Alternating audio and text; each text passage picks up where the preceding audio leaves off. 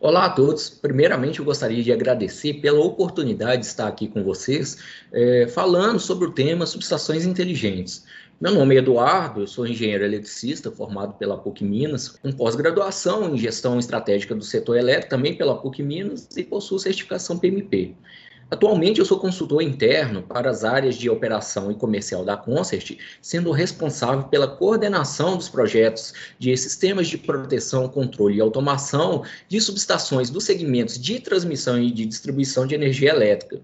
E também atuando na coordenação de projetos de pesquisa e desenvolvimento dentro do programa da ANEEL.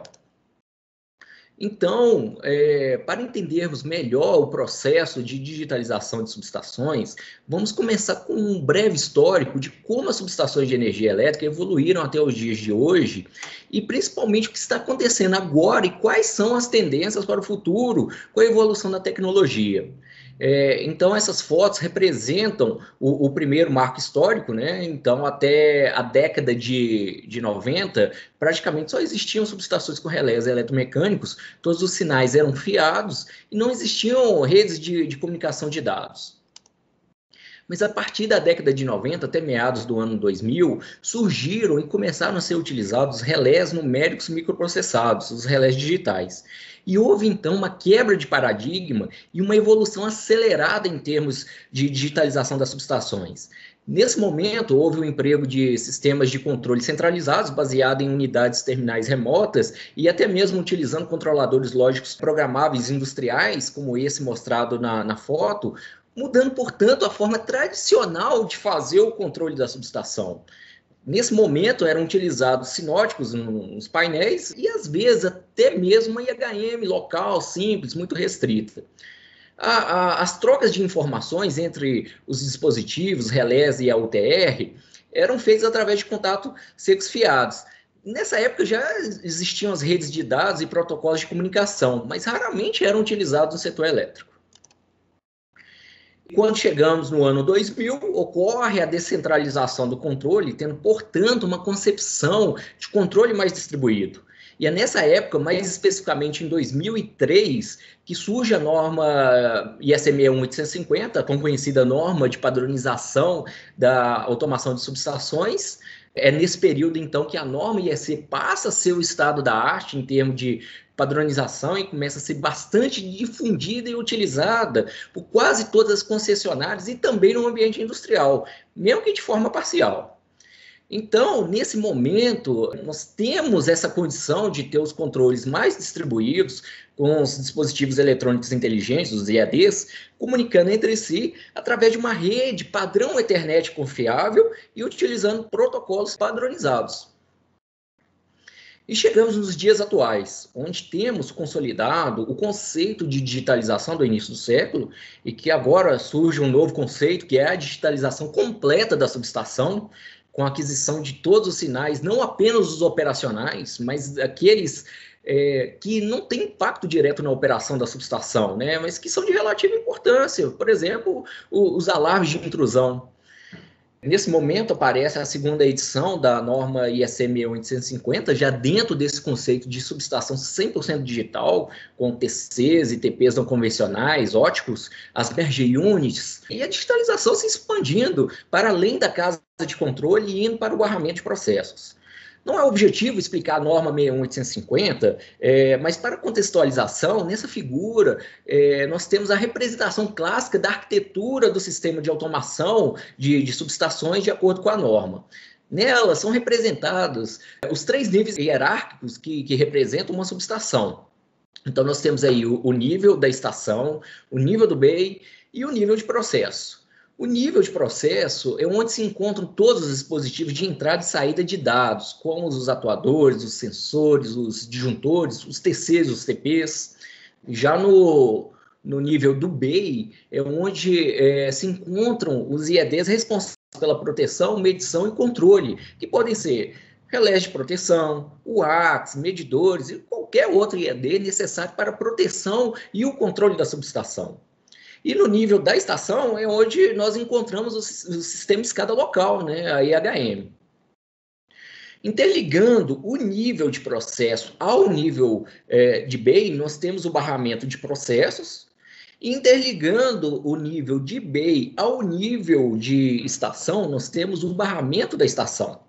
Então, com a utilização do barramento de processos, você passa a ter, então, quase todos os sinais digitalizados, sendo possível tratá-los em todos os níveis, convertendo esses dados em informações.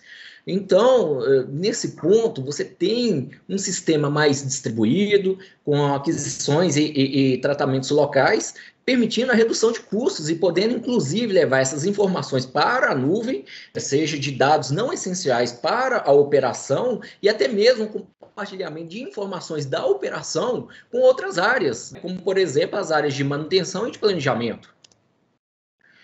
Mas quais são os benefícios da digitalização? Bom, o principal benefício, sem dúvida, é o aumento da confiabilidade do controle e da supervisão da subestação, e, consequentemente, a confiabilidade do suprimento de energia elétrica. Temos também um aumento da eficiência, com os tempos de resposta cada vez menores em caso de ocorrências, e aí, nesse ponto, cabe destacar o aumento da robustez dos sistemas de proteção, tanto na precisão quanto na velocidade de atuação. Temos também a redução dos riscos negativos de saúde e de segurança dos colaboradores, que não precisam mais se deslocar diariamente em caso de subestações desassistidas, inclusive para operar localmente a subestação ou realizar manobras diretamente nos controles locais dos equipamentos primários. Temos também a possibilidade de agregar inteligência na operação automática dessa infraestrutura, com a disponibilidade de dados em tempo real. Hoje você pode ter softwares que rodam simulações e tomam decisões muito rapidamente. E nesse ponto, podemos até mesmo aplicar algoritmos de estatística avançada, como sistemas especialistas e até mesmo inteligência artificial, para o auxílio na tomada de decisão, tanto de forma automática quanto por parte do operador. Outro benefício de destaque é a redução da utilização de cabos de controle de cobre, né, que tendem a deixar de existir nas subestações, sendo substituído por fibras óticas. A utilização dos TCs e TPs óticos, das Merger Units e dos IEDs no pátio da subestação, próximos aos equipamentos primários, fazem com que os sinais elétricos analógicos sejam amostrados e digitalizados, chegando até a sala de controle através de poucos cabos de fibra ótica, reduzindo, portanto, os custos com os cabos de cobre, evitando situações como essas, mostradas nas fotos de 2 retrofits, né, em 2 subestações da transmissão.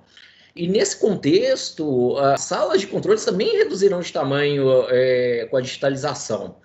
Então, com o controle distribuído em IEDs no pátio, os sinais e dados estarão disponíveis no barramento de processo, ficando na sala de controle somente os IEDs essenciais para proteção, controle e automação, reduzindo, inclusive, o tamanho das canaletas, que passarão a abrigar somente fibras óticas.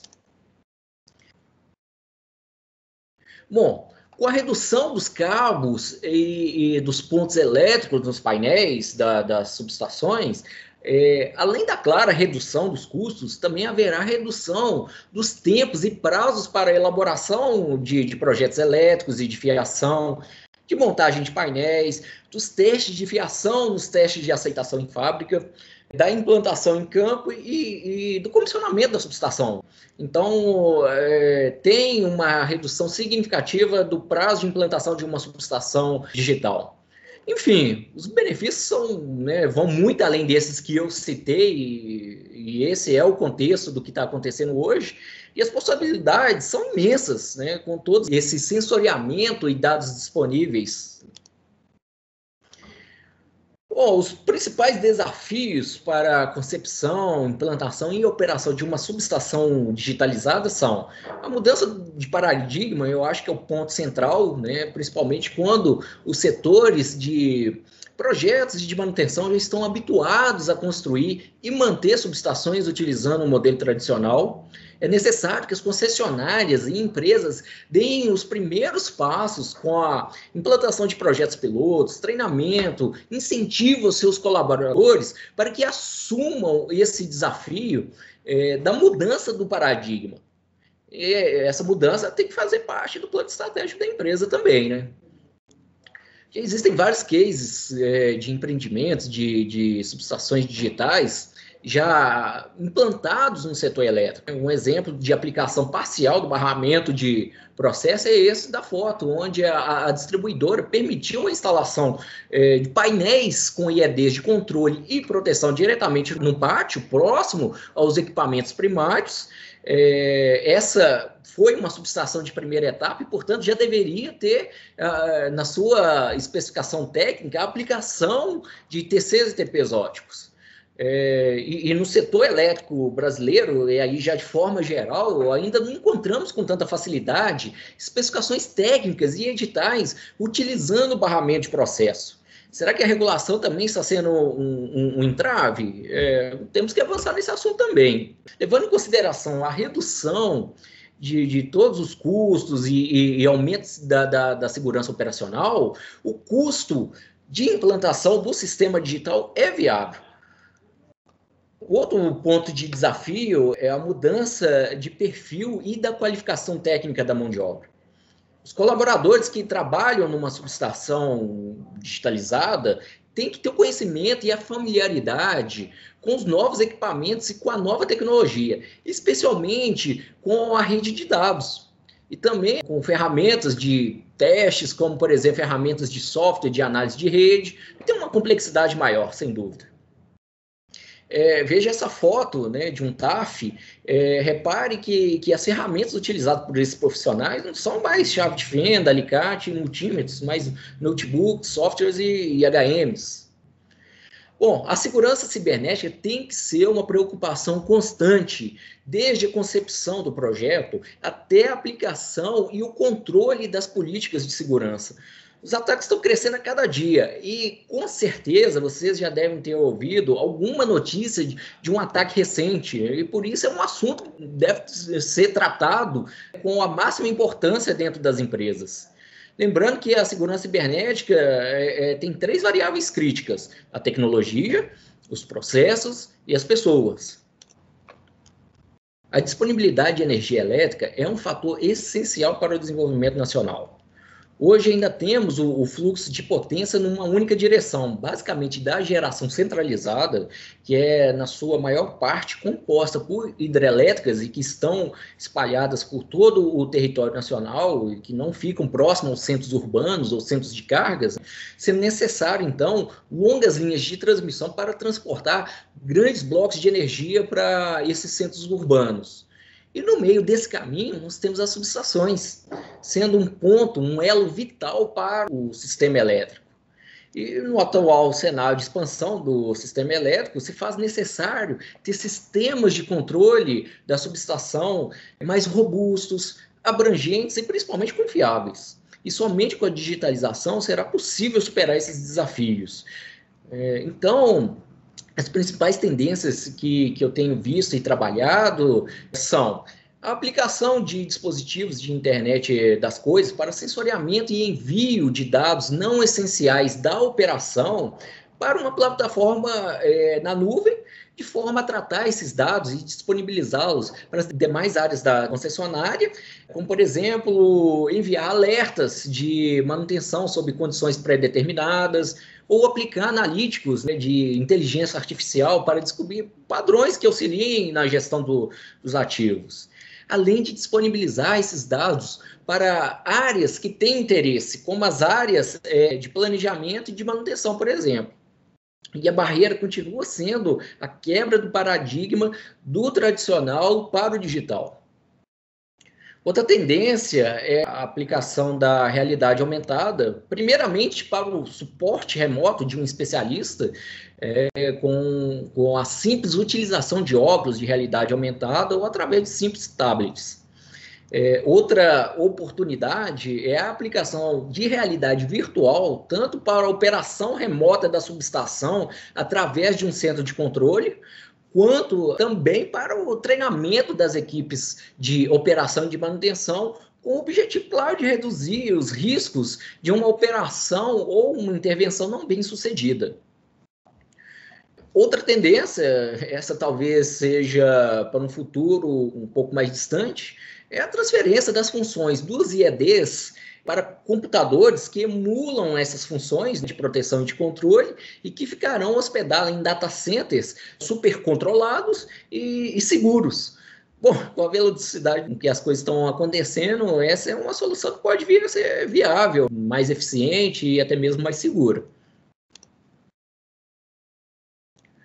Bom, pessoal, eu finalizo aqui a minha breve apresentação sobre subestações digitais. Eu fico à disposição de vocês. Meus contatos são esses que estão na tela, meu e-mail está aí. E sigam a Concert no LinkedIn para vocês ficarem atualizados sobre o que nós estamos trabalhando. Um forte abraço a todos e muito obrigado.